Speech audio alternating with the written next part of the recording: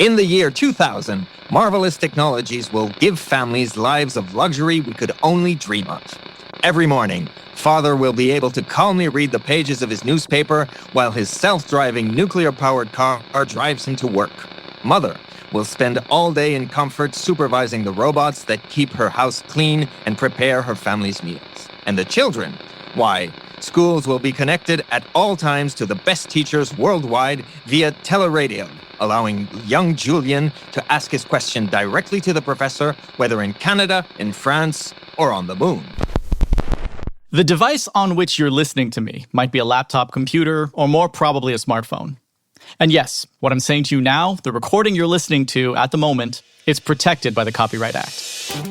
How can a law written when airplanes were still plywood assemblages and the town doctor was often the only one with a phone at home, still apply in a time when the entire collection of the National Archives could be transmitted in a few seconds from one ocean to another?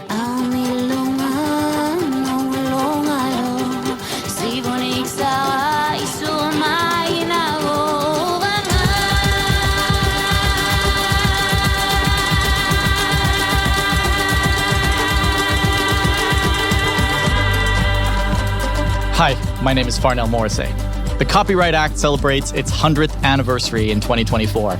And in this episode, initiated by Quebec, we're going to be interested in technology, its impact, and how the Copyright Act has always been, and will always be, called to adapt as a result. Obviously, we no longer live in the world of 1924.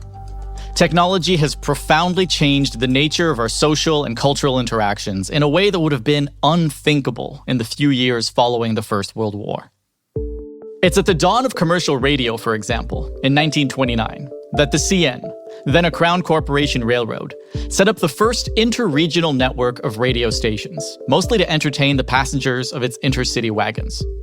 3 years later, in part to push back against the influence of radio waves coming from the United States to the south, the federal government ordered the separation of this radio station network to form the Canadian Radio Broadcasting Commission, which would simultaneously be charged with regulating radio airwaves and the broadcasting of content on those airwaves.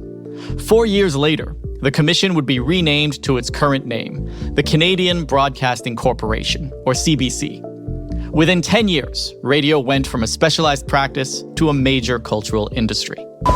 Good evening. I am speaking to you as chairman of a board of governors of a corporation of which you are at once the shareholders, the debenture holders, and the patrons. I refer, of course, to the Canadian Broadcasting Corporation, which at midnight on Sunday last succeeded the Canadian Radio Broadcasting Commission in the control of national radio as a Canadian public service. That was the voice of Leonard Brockington, the first chairman of the CBC on November 4th, 1936. That won't be the end of innovation. With the invention of television and the development of televised broadcasting just a few years later, after the Second World War, the federal government repeated more or less the same approach. Good evening. This is Lauren Green. This week, our cameramen all over the world went to get the news where and when it was happening. Here is what we've selected from the pictures they took. Our first story. By 1952, the CBC had opened its first 2 television stations in Montreal and Toronto. The CBC would require, until 1960, that all television stations broadcasting to the public be affiliated with the CBC. Despite this, we note almost no modification to the Copyright Act by the legislator. When it comes to the protection of works now allowed by these profound technological changes, for all intents and purposes, the Copyright Act was still in its 1924 form. Without guidance from the legislator, people turned to the courts to build the framework of their rights. Judges did the best they could, but the text of the Act led them to conclusions which were sometimes strange. In 1952, for example, a judge concluded that a business which pirated airwave broadcasts of the Alouettes football club games to redistribute them to subscribers of its services did not violate the Alouettes' copyright when games were broadcast live, but did violate copyright for reruns, because unlike live broadcasts, reruns were first recorded to tangible media. Left with an obsolete law that held together with the coherence of a smorgasbord of past court decisions, from 1987 to 2012, Canadian governments began a series of consultations and incremental modernizations of the Copyright Act. We spoke at length of the last phase in 2012 in the previous episode. But let's take a moment to talk about the additions to the Act. These changes proposed an all-new model for copyright, just in time to face a new technology that would present the greatest challenge to copyright to date: the internet.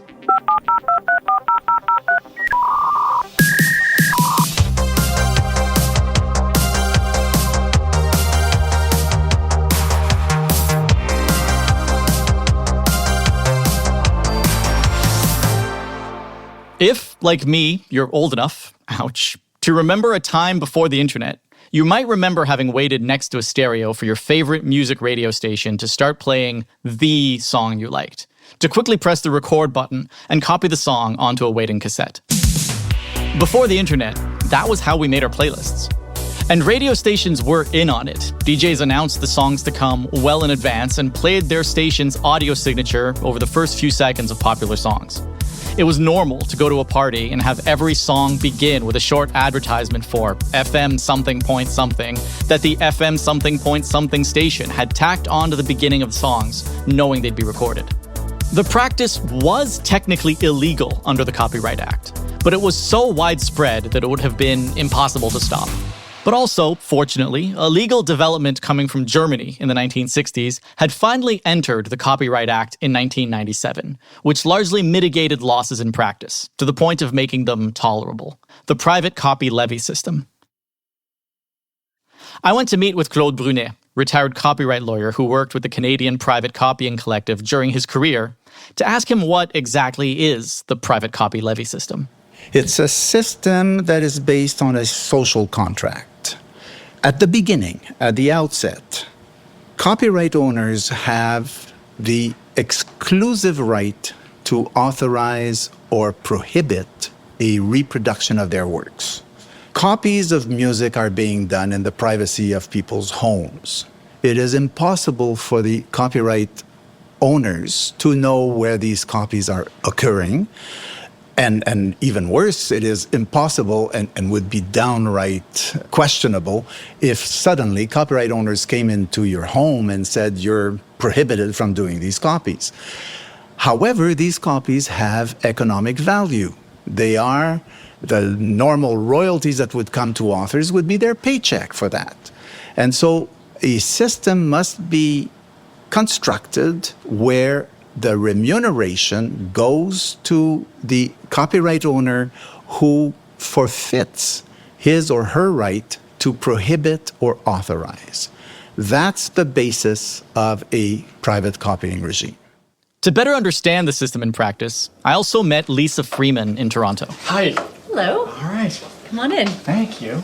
Lisa Freeman is the executive director of the Canadian Private Copying Collective. Welcome to Resound's offices. So the word levy is really another way of saying royalty. So we are a copyright collective, and the private copying levy is a royalty that is paid by importers and manufacturers, but we don't have manufacturers in Canada. So importers of audio recording media into Canada. At the first point of sale in Canada, they report those sales to the CPCC and they pay us a royalty. And that royalty is to compensate rights holders in music for the copies that are made by individuals in Canada. So private copying is what we call it. Private copying is the copies you make of your existing music collection for your own private use. According to the classical theory of copyright, this was a radical change. People make private copies. If they didn't value those copies, they wouldn't make them. So the copies have value. I would also say that copyright is an intellectual property right. Intellectual property is property just like any other property. There are, of course, limits to this approach. First, it's only for music. The system never offered any protections or compensation for private copies of other types of works, like movies recorded from television, for example, or a photocopied page from a poetry book. and copies made from radio recordings remain, in theory, illegal. But also, the distribution of the money collected is made following a calculation based on music played on the radio. This might have been to compensate the radio recording practice, but it remains an important disadvantage for independent musicians and alternative musical styles, which can be copied without receiving an equivalent share of the levy.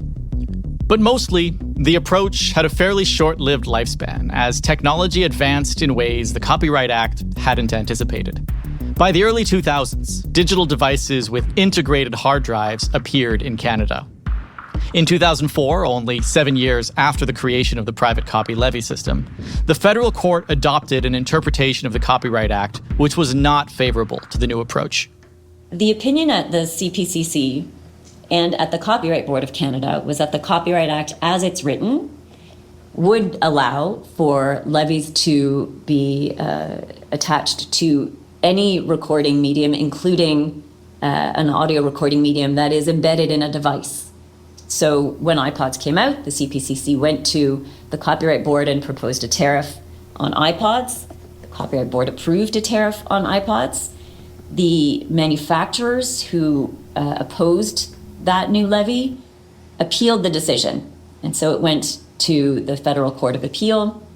And the Court of Appeal said, we see clearly the rationale for this new levy. It makes perfect sense. It's consistent with the aims of the regime. However, the wording of the Copyright Act, and here I will specify in English, is audio recording media, and we cannot interpret the word media to include devices. We can't look through the device to the medium. And so this is a problem, a small technical problem of the definition of a term in the Act that Parliament needs to solve. So it's really that one word, essentially, in the Copyright Act in English that the Federal Court of Appeal chose to interpret very restrictively so that we cannot follow the copying where it's happening now, which is on devices. From that day on, the private copying regime in Canada has been limited to very, very old technology. The real problem is the inaction of the governments who are refraining from rendering the Copyright Act technologically neutral by just adding two little words in the Act, saying that in the English version, medium includes devices. We might well wonder how the Copyright Act could have evolved had the court gone the other way. It very well could have. Many European countries have taken the opposite path and still collect a levy today on MP3 players and even smartphones. We might also think that the direction Canada took hinged on a single judge interpreting a single word in a law that hadn't anticipated these technological developments. But according to Bill Skolnik, it wasn't that simple. Mr. Skolnik is well placed to know. He had a long musical career as well as working with radio broadcasting and musicians' unions. Hi, Mr. Skolnik. I went to meet him in his home in the Toronto suburbs to know if it was technology or politics that changed Canada's heading. Nice to meet you. Farnell, nice to meet you.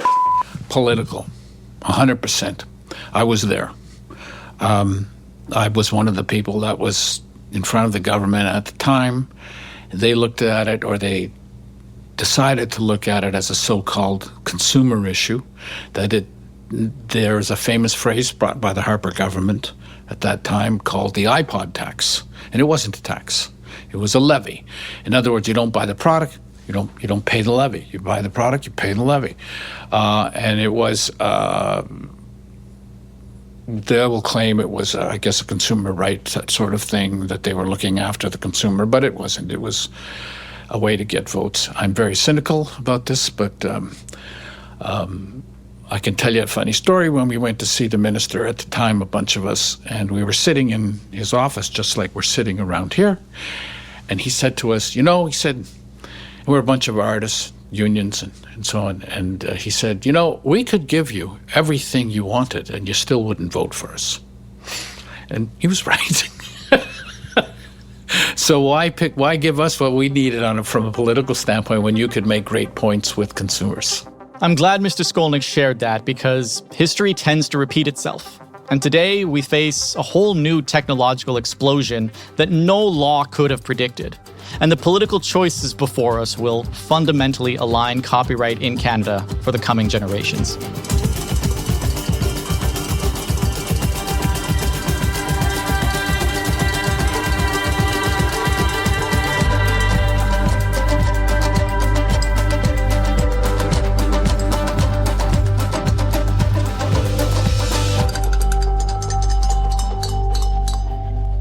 At the beginning of the episode, I said this podcast was protected by copyright.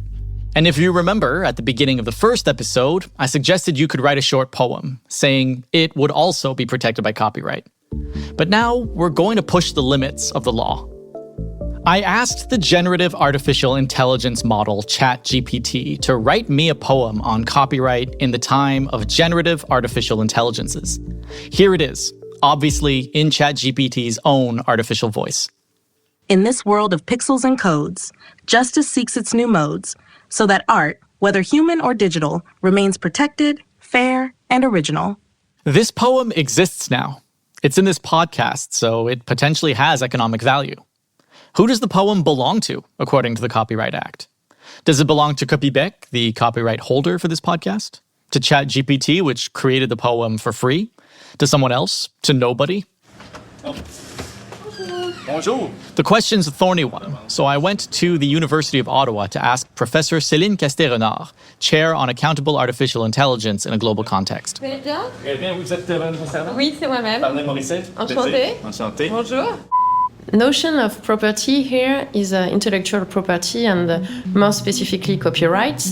And the question is to know if someone or something could have the rights.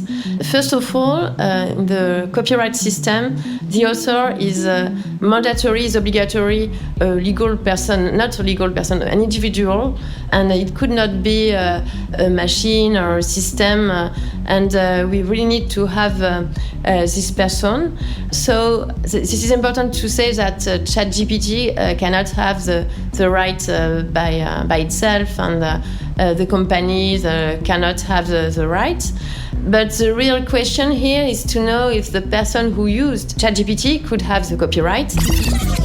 Quick digression. 4 days after my interview with Professor Castets-Renard, an application was made at the federal court to remove the registration of a copyright entered in the name of an artificial intelligence, which goes against the principle that only a human can create a copyright, as Professor Castets-Renard said.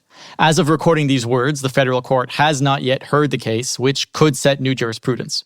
This just goes to show how legal questions related to technology move quickly, and we're not done turning to courts to test laws against new technologies. End of digression. That an artificial intelligence is a tool seems logical enough to me. But to better understand the tool in question, I turned to Étienne Grenier, doctoral student at the Institut National de Recherche Scientifique, specialized in digital culture and science and technology studies. Bonjour. Captain Grenier? Oui, c'est ça. Oui, Farnell Morisset. Enchanté. Merci. The model has been pre-trained on a huge corpus of text. We're talking here 10 trillions of words. And this is a general training, so it's not fine-tuned at that point for specific tasks. So there's the intention to create a very general purpose model with that basis. What we're looking for generally is to copy a style. Okay, so these models are really powerful when it comes to extract the formal qualities of a text corpus. What is more difficult is to get the deep semantic context of the textual inputs. So these large models will output text based on the prediction. What we want is to have like something that is not corresponding to the training data. That would be a dysfunction. We want to avoid that. We want to copy the style, not copy the data. Okay, so in some contexts, we even like train models on synthetic data to absolutely avoid the possibility of spitting out like the actual real-world data that were used to train the model. Also, the comparison with the writer is not totally right because an LLM will interpret automatically text without understanding what's happening. An artificial intelligence based on 10 trillion words written by other people but that doesn't understand any of them, raises a lot of clear copyright questions, seeing as the vast majority of the works used to train these models are protected by copyright. Already in the United States, the New York Times launched a lawsuit against Microsoft and OpenAI in December 2023, saying their generative artificial intelligence tools were trained on unsanctioned access to their articles and produce articles that are uncannily similar to those of the New York Times. The same concerns arise in Europe, where copyright holders are organizing to ensure the use of protected works by artificial intelligences considers the need for fair payment of the original creators of works that artificial intelligences draw on. During the 2024 Paris Book Fair, I met with Boulet, General Director of the Centre Français d'Exploitation de la Copie, France's major copyright management organization. They use everything to develop new economic business models, but without paying copyrights. On this, we have new European regulations which have just been adopted last March. They're brand new. This European regulation imposes a new obligation on these large artificial intelligence platforms, an obligation of transparency. I know that in Quebec, in Canada, and in the United States, the same ideas are being developed, somewhat inspired by this European legislation. What is the obligation of transparency? It is to require that artificial intelligence platforms publish a summary of the content they've ingested. There's always a debate between whether we can ban or whether we can't anymore, because anyway, all the content has already been captured, and we might as well try licensing to be properly paid. As we saw in the previous episode, questions relating to the future of copyright aren't confined to national borders. The Canadian government is well aware of the stakes. On this, here's what François-Philippe Champagne, Minister for Innovation, Science and Industry, had to say on September 26, 2023, in a parliamentary committee discussing Bill C-27 on the implementation of a digital charter. You're quite right that our friends down south are looking very much at what's going on in Canada. I can tell you, not only down south, but the other side of the pond in Europe, because everyone understands that, AI is... No one country can have all the answers, but I think in terms of cooperation and making sure to the OECD or G7, we take initiative like the Hiroshima initiative we took with Japan. We had the presidency of the G7. I think people understand, even the Leaders Summit, people talk about AI. It's that important today. It's at the G7 Leaders Summit, they talk about AI. So it just say how much this is on top of mind, not only of creators and actors. But also, as we saw with the private copy levy system, the future of copyright is often decided by political considerations. On this, Christian Laforce, Executive Director of Copybec, had this to add. I believe everything starts with the creator, and in some cases, it all ends with the creator. Despite having copyright laws, artists and creators always have to fight. Nothing is ever guaranteed. No matter how many laws or provisions exist, creators constantly have to defend their rights. What I'd like to see is for the federal government to do more than just watch from the sidelines. I hope the government will take a more proactive stance when it comes to new technologies like artificial intelligence, because I believe creators need a legal framework to ensure better protection for their work. That the changes we need to see don't take another 100 years. The pace of technological advancement is so fast now that the government needs to keep up. We can't keep facing endless delays to implement solutions that are, in fact, relatively simple and only require true political will from the federal government to protect creators across Canada.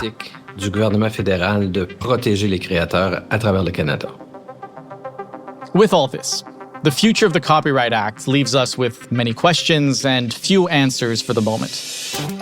Without clear answers, I'm going to finish with a reflection that follows from my look at copyright law. Laws, like works and creations, are human inventions. They don't fall from the sky, and you can't find them under any microscope. They are, first and foremost, the fruit of human imagination. They spread to others if they're beautiful, useful, and desirable. They exist because we want them to, and only for as long as we want them to.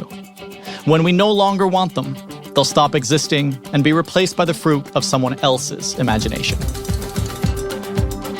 If there's one thing I hope you'll keep from our overview of the last 100 years of the Copyright Act, It's that its evolution and its current form is the result of conscious choices by people like you and me, who are looking for an ever-elusive balance between the interests of creators and the public. I don't know what the Copyright Act will look like 100 years from now, but we can all be sure of one thing. No matter what power dynamics, cultural evolution, or new technologies come, its ultimate form will be confirmed by us, by our practices, by our values, and by our choices.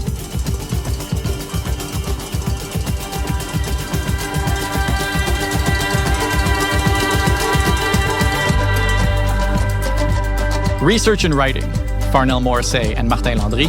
Sound mixing and editing, Studio Expression. Narration, myself, Farnell Morisset. Musical theme interpreted by Elisapie. Produced and directed by Denis Martel. This podcast is made possible thanks to Copybec and with the support of the Government of Canada.